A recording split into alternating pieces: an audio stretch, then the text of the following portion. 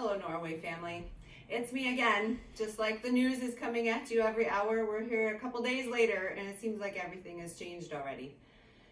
Our council met last night, and we did have to follow the advice of all of the leading health officials and cancel all in-person activities until April 6th at least, to follow the health guidelines and to keep those most vulnerable among us safe.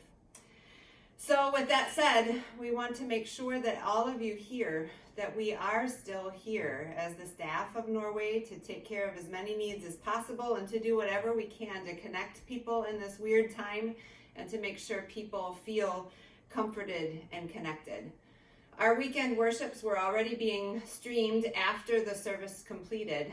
This weekend, though, we're going to record them ahead of that time slot so that you can go to YouTube at 8 and at 10:30 and watch our services during that normal time.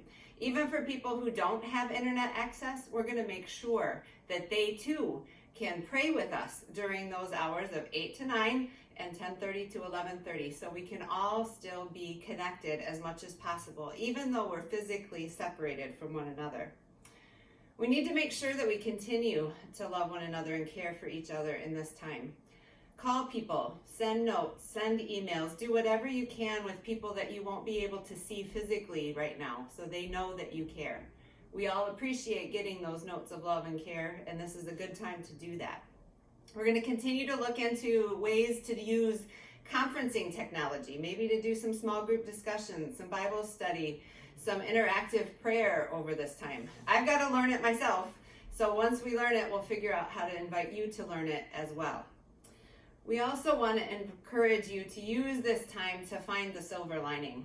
Find the opportunities that may not normally be there and figure out how to laugh. Maybe you've got some extra time so you're going to clean the closet or spend some time with the kiddos and somebody says something real funny.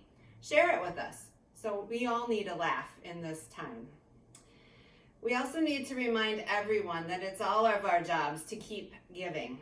We still have salaries to pay. We still have bills to pay, just like anybody else's family. And the church needs your help to do that. You know that coming together in worship is where we get most of our income here as a church. And we continue to need you to send those offerings to us on a regular basis so that we can make the bills happen here at church.